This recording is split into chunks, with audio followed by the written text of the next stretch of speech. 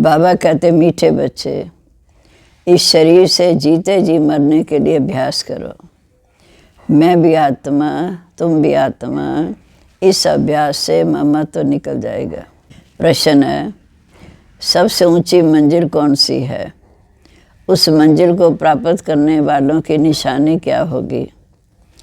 सभी देहधारियों से ममत्व टूट जाए, सदा भाई भाई की समृद्धि रहे, यही है ऊंची मंजिल। इस मंजिल पर वही पहुंच सकते हैं जो निरंतर देही अभिमानी रहने का अभ्यास कर सकते हैं। अगर देही अभिमानी नहीं तो कहीं ना कहीं फंसते रहेंगे, या अपने शरीर में या मित्र संबंधियों के शरीर में। उन्हें कोई की बात अच्छी नहीं लगेगी, व कोई का शरीर अच्छा लगेगा। उसी मंजिल पर पहुंचने वाले, उन्हें कोई की बात अच्छी लगेगी या कोई का शरीर अच्छा लगेगा। ऊंची मंजिल पर पहुंचने वाले देह से प्यार नहीं कर सकते, उनका शरीर का भान टूटा हुआ होगा। रूहानी बाप रूहानी बच्चों को कहते हैं, देखो मैं तुम बच्चों को आप समान बनाने आया हूँ। अब बाप आप समान बनाने कैसे आएंगे? वो है निराकार। कहते हैं मैं हूँ निराकार, तुम बच्चों को आप समान अर्थात निराकारी बनाने, जीते जी मरना सिखाने आया हूँ। तुम बच्चों को आप समान अर्थात निराकारी बनाने, जीते जी मरना सिखाने आया हूँ। बाप अपने को भी आत्मा समझते हैं ना, इस शरीर का भान नहीं। शरीर में रहते हुए शरीर का भान नहीं है। ये शरीर उनका तो है नहीं, ये तो ब्रह्मा तन है। तुम बच्चे भी शरीर का भान निकाल दो। तुम आत्माओं को मेरे साथ चलना है। ये शरीर जैसे मैंने लोन लिया है, वैसे आत्माएं भी लोन लेती हैं पाठ बजाने के लिए। तुम जन्म जन्मांतर शरीर लेते आए हो, द्वापर युग से हम शरीर लेते आए। अब जैसे मैं जीते जी इस पुराने शरीर में हूँ, परंतु हूँ मैं न्यारा। तुमको भी जीते जी शरीर से मरना है। मैं भी आत्मा, तुम भी आत्मा, तुमको अब मेरे साथ चलना है या यहाँ बैठ जाना है। तुम्हारा शरीर से जन्म जन्मांतर का मोह है। जैसे मैं अशरीरी हूँ, तुम भी जीते जी अपने को अशरीरी आत्मा समझो। हमको अब बाबा के साथ जाना है। जैसे बाबा का ये पुराना शरीर है, तुम आत्माओं का भी ये पुराना शरीर है। तुम इस पुराने शरीर से ममत्व निकाल दो। तुमको ममत्व रखने की आदत पड़ी हुई है, हमको आदत नहीं है। मैं जीते जी देह से न्यारा हूँ, तुमको भी जीते जी देह से न्यारा बनना है, क्योंकि तुम आत्माओं को मेरे साथ चलना है। ये प्रैक्टिस करो। शरीर का कितना भान रहता है जो बात मत पूछो। शरीर रोगी हो जाता तो भी आत्मा शरीर को छोड़ती नहीं, इतना लगाव रहता। हमको तो बाबा के साथ जाना ज़रूर है। अपने को शरीर से न्यारा समझना है। इसको जीते जी मरना कहा जाता। अपना घर ही याद रहता, शांति धाम। तुम आत्मा जन्म जन्मांतर इस शरीर में रहते आए हो। मैं तो टेम्परेरी हूँ। तुमको शरीर की मेहनत करनी पड़ती है, देह भान निकालने की मेहनत करनी पड़ती है। मैं तो इसमें आता टेम्परेरी हूँ। अपने को आत्मा समझकर चलने से कोई भी देहधारी में ममत्व नहीं रहेगा। अक्सर करके किसी न किसी चीज़ में मोह हो जाता है। अक्सर करके किसी न किसी चीज़ में मोह हो जाता है। देखने बगैर रह नहीं सकते। ये देहधारी की याद एकदम उड़ा देनी चाहिए, क्योंकि बहुत बड़ी मंजिल है। खाते पीते जैसे मैं अशरीरी हूँ, ये अवस्था पक्की करनी है। जब 8 रत्नों की माला में आ सकते हैं, जब अशरीरी होंगे तब 8 रत्नों की माला में आ सकते हैं। मेहनत बगैर ऊंच पर थोड़ी मिल सकता है। जीते जी देखते हुए समझें मैं तो वहाँ का रहने वाला अर्थात शांति धाम का रहने वाला हूँ। क्योंकि बहुत बड़ी मंजिल है, खाते पीते जैसे कि शरीर से अशरीरी हूँ। ये अवस्था पक्की करनी है, तब 8 रत्नों की माला में आ सकते हैं। मेहनत बगैर थोड़ी ऊंच पद मिल सकता है।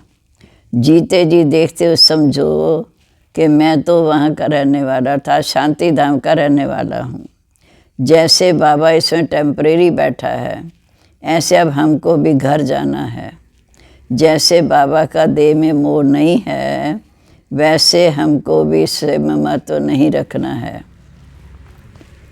बाप को तो इस शरीर में बैठना पड़ता है तुम बच्चों को समझाने के लिए। तुमको अब वापिस चलना है, इसलिए कोई देहधारी में ममत्व ना रहे। ये फलानी बहुत अच्छी है, मीठी है, आत्मा की बुद्धि जाती है ना। बाप कहते शरीर को नहीं, आत्मा को ही देखना है। शरीर को देखने से तुम फंस जाएंगे। बड़ी ऊंची मंजिल है। तुम्हारा भी जन्म जन्मांतर का पुराना संबंध है। बाबा का ममा तो नहीं है, तब तो तुम बच्चों को सिखाने आया हूँ। बाप खुद कहते मैं तो इस शरीर में फंसता नहीं हूँ, मैं तो अशरीरी हूँ, तुम फंसे हुए हो। मैं तुमको छुड़ाने आया हूँ। तुम्हारे 84 जन्म पूरे हुए, अब देह का भान निकाल दो। देही अमानी होकर ना रहने से तुम कहीं ना कहीं फंस जाएंगे। कोई की बात अच्छी लगेगी, कोई का शरीर अच्छा लगेगा, तो घर में भी उनकी याद आती रहेगी। जिस्म पर प्यार होगा तो हार खा लेंगे। ऐसे बहुत खराब भी हो जाते हैं। बाप कहते स्त्री पुरुष का संबंध छोड़ अपने को आत्मा समझो। स्त्री पुरुष का संबंध छोड़ अपने को आत्मा समझो। ये भी आत्मा, हम भी आत्मा। आत्मा समझते समझते शरीर का भान निकल जाएगा। बाप की याद से ही विकर्म विनाश होंगे। इस बात पर तुम अच्छी तरह से विचार सागर मंथन कर सकते हो। विचार सागर मंथन करने बगैर तुम खुशी में उछल नहीं सकते। ये तुम्हें पक्का होना चाहिए कि अब हमें बाप के पास जाना है, शांति धाम। मूल बात है याद की। 84 का चक्र पूरा हुआ, फिर नए सिर से शुरू होना है। अपने को आत्मा समझ बाप को याद करना है। हम आत्मा भी निराकार, बाप भी निराकार। आधा कल्प तुम भक्ति मार्ग में बाप को याद करते आए हो। हे प्रभु कहने से शिवलिंग सामने आएगा। कोई देहधारी को हे प्रभु कह न सके। सभी शिव के मंदिर में जाते हैं, उनको ही परमात्मा समझ पूजते हैं। ऊंचे तो ऊंचा भगवान एक ही है। ऊंचे तो ऊंचा अर्थात परम धाम का रहने वाला। भक्ति भी पहले अवे विचारी होती, एक शिव बाबा को याद करते, फिर वह विचारी बन जाती, अनेकों में बुद्धि जाती। तो बाप बार बार बच्चों को समझाते हैं, मीठे बच्चे अगर ऊंच पद पाना है तो ये प्रैक्टिस करो देही अभिमानी रहने की। देह का भान छोड़ दो। सन्यासी भी विकारों को छोड़ते हैं ना। आगे तो सतो प्रधान, अभी तो वो भी तमो प्रधान बन गए। सतो प्रधान आत्मा कशिश करती है, अब पवित्र आत्मा को खींचती है। क्योंकि आत्मा तो पवित्र है, भल पुनर्जन्म में आते हैं तो भी पवित्र होने के कारण खींचते हैं। कितने उनके फॉलोअर्स बन जाते। जितनी पवित्रता की ताकत, उतने उनके ज़्यादा फॉलोअर्स होंगे। ये बात तो एवर प्योर है और है भी गुप्त, डबल है ना। ताकत सारी उनकी है, शिव बाबा की है, ब्रह्मा की नहीं। शुरू में तुमको उसमें कशिश थी, इस ब्रह्मा में नहीं थी, क्योंकि वह तो एवर प्योर है शिव बाबा। तुम कोई उसके पिछाड़ी नहीं भागे, ब्रह्मा के पिछाड़ी नहीं भागे। ये कहते हैं मैं तो सबसे जास्ती 84 जन्म प्रवृत्ति मार्ग में रहा, वह तो तुमको खींच ना सके। बाप कहते मैंने तुमको खींचा है। भले सन्यासी पवित्र रहते हैं, परंतु मेरे जैसा पवित्र कोई हो न सके। वो तो सब भक्ति मार्ग के शास्त्र, वह तो सब भक्ति मार्ग के शास्त्र सुनाते हैं। मैं आकर तुमको सभी वेदों शास्त्रों का सार सुनाता हूँ। चित्र में भी दिखाया, विष्णु की नाभि से ब्रह्मा निकला, फिर ब्रह्मा के हाथ में सब शास्त्र दिखाए। अब विष्णु तो ब्रह्मा द्वारा, विष्णु अर्थात नारायण, विष्णु तो ब्रह्मा द्वारा शास्त्रों का सार सुनाते नहीं हैं, वह तो विष्णु को भगवान समझ लेते हैं। तो बाप समझाते मैं इस ब्रह्मा द्वारा तुम्हें सभी वेदों शास्त्रों का सार सुनाता हूँ। मैं विष्णु द्वारा थोड़ी समझाता हूँ, मैं विष्णु द्वारा थोड़ी समझाता हूँ। कहाँ ब्रह्मा कहाँ विष्णु। ब्रह्मा सो विष्णु बनते हैं, फिर 84 जन्मों के बाद फिर वो ब्रह्मा बनते। ये है संगम युग। ये तो नई बातें हैं ना, कितनी वंडरफुल बातें हैं समझने की। अब तो बाप कहते मीठे बच्चे, तुम्हें जीते जी मरना है, तुम्हें जीते जी मरना है। तुम शरीर में जीते जी हो, समझते हो हम आत्मा हैं, हम बाबा के साथ चले जाएंगे। ये शरीर आदि कुछ भी नहीं जाना। अब बाबा आया है, कुछ तो नई दुनिया में ट्रांसफ़र करना चाहिए। मनुष्य दान पुण्य आदि करते हैं दूसरे जन्म में पाने के लिए। तुमको तो नई दुनिया में सब कुछ मिलना है। ये भी करेंगे वही, ये दान पुण्य वही करेंगे जिन्होंने कल पहले किया होगा। ये भी वही करेंगे जिन्होंने कल पहले किया होगा। कम जास्ती कुछ भी नहीं होगा। तुम साक्षी होकर देखते रहेंगे, कुछ करने की दरकार नहीं रहती। सत्युग में कुछ भी करने की दरकार नहीं रहती। फिर भी बाप समझाते हैं, जो कुछ करते हो इस संगम पर, उसका भी अहंकार नहीं आना चाहिए कि मैंने इतना किया। हम आत्मा ये शरीर छोड़कर चले जाएंगे, फिर नई दुनिया में जाकर नया शरीर लेंगे। गाय भी जाता है, गाय भी जाता है। राम गयो रावण गयो ताके वो परिवार। रावण का परिवार देखो कितना बड़ा है, तुम तो मुट्ठी भर हो। ये सारा रावण संप्रदाय है, तुम्हारा राम संप्रदाय कितना थोड़ा। सिर्फ संख्या उस समय 9 लाख त्रेता ज्ञान तक। तुम धरती के सितारे हो ना, माँ बाप और तुम बच्चे। तुम धरती के सितारे हो ना, माँ बाप और तुम बच्चे। तो बाप बार बार बच्चों को समझाते हैं कि मरजीवा बनने की कोशिश करो। अगर किसी को देखकर बुद्धि में आता है ये बहुत अच्छी है, बहुत मीठा समझाती है, ये भी समझो माया का वार होता है। माया ललचा देती है, फिर यही कहा जाता है उनकी तकदीर में नहीं है। तो माया सामने आ जाती, कितना भी समझाओ गुस्सा लगेगा। ये नहीं समझते कि ये देहाभिमान है, देहाभिमान ही काम करा रहा है। अगर ज़्यादा समझाते हैं तो टूट पड़ते हैं, इसलिए प्यार से चलाना पड़ता है।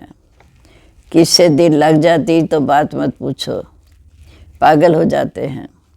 माया एकदम बेसमझ बना देती है। इसलिए बाप कहते मीठे बच्चे, इसलिए बाप कहते कभी कोई के नाम रूप में नहीं फंसना। तो मैं हूँ एक बाप जो विदयी है, उसको प्यार करना है, यही मेहनत है। कोई भी देह में ममत्व ना हो। घर में बैठे भी वह ज्ञान देने वाली याद आती रहे, बड़ी मीठी है, बहुत अच्छा समझाती है। अरे मीठा तो बाप है, मीठा तो बाप का ज्ञान है, मीठी आत्मा है, शरीर थोड़ी मीठा है। बात करने वाली भी आत्मा है। कभी भी शरीर पर आशिक नहीं होना है। आजकल तो भक्ति मार्ग बहुत है। आनंदमयी माँ को भी माँ करते याद करते हैं। अच्छा, माँ है तो बाप कहाँ है? वर्षा तो बाप से मिलना है, माँ से तो नहीं। माँ को भी ऐसा वर्षा कौन देगा? माँ को भी ऐसा पैसा कौन देगा? सिर्फ मामा कहने से पाप भी नहीं कटेंगे। बाप कहते माँ में कम याद करो, माँ में कम याद करो। किसी के नाम रूप में नहीं फंसना है और ही पाप हो जाएगा, क्योंकि बाप का ना फरमान बरदार बच्चा बन जाते हैं। बहुत बच्चे भूले हुए हैं। बाप समझाते मीठे बच्चे, बाप समझाते मीठे बच्चे, मैं तुम बच्चों को लेने आया हूँ तो ज़रूर ले जाऊँगा, इसलिए मेरे को याद करो। एक मुझे याद करने से ही तुम्हारे पाप कटेंगे। भक्ति मार्ग में भी बहुतों को याद करते आए हो, परंतु बाप बगैर कोई काम कैसे होगा? बाप थोड़ी कहते हैं माँ को याद करो, बाप तो कहते मुझे याद करो। पतित पावन एक मैं ही हूँ, बाप के डायरेक्शन पर चलो। तुम भी बाप के डायरेक्शन पर औरों को समझाते हो ना, तुम थोड़ी पतित पावनी ठहरे। याद एक बाप को ही करना है। हमारा तो एक शिव बाबा, दूसरा ना कोई। बाबा हम आप पर ही वारी जाएंगे, वारी जाना तो शिव बाबा पर है ना, और सबकी याद छूट जानी चाहिए। भक्ति मार्ग में तो बहुतों को याद करते रहते हैं, जहाँ तो एक शिव बाबा, दूसरा ना कोई। फिर भी कोई अपने चलाते हैं तो उनकी क्या गति सदगति होगी। मूंझ पड़ते हैं, बिंदी को कैसे याद करें? अरे तुम अपने को आत्मा समझो, मैं आत्मा हूँ, तो बाप भी बिंदी आत्मा है, पर वो परम है। तो तुम्हारे बाप भी बिंदी है, बिंदी को ही याद करना है, क्योंकि बाप से ही वर्षा मिलना है। माँ तो फिर भी देहधारी हो जाती है, तुमको विदेही से वर्षा मिलना है। इसलिए और सब बातें छोड़ एक से बुद्धि योग लगाना है। अच्छा,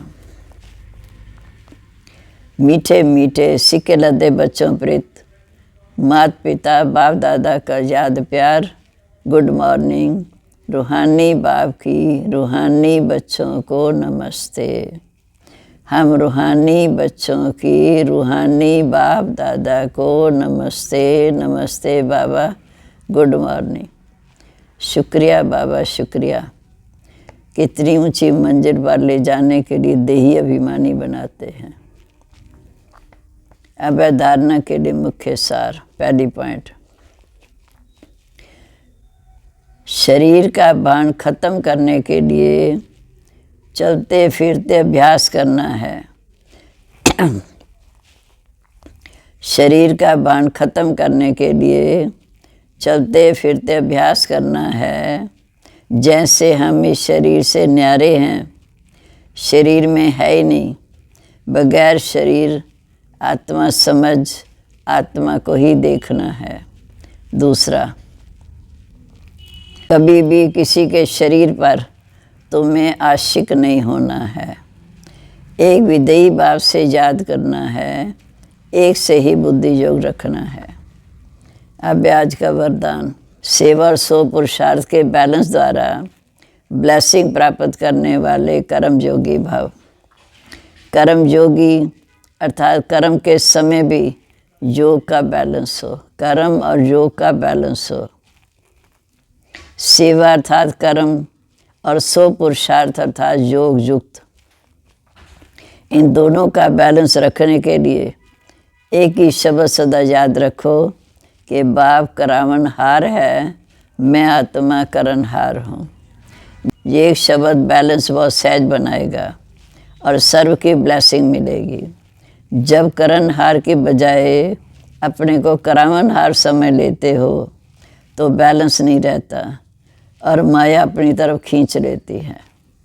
स्लोगन है, नज़र से निहाल करने की सेवा करनी है तो बाप दादा को अपनी नज़रों में समा लो। नज़र से ओम शांति।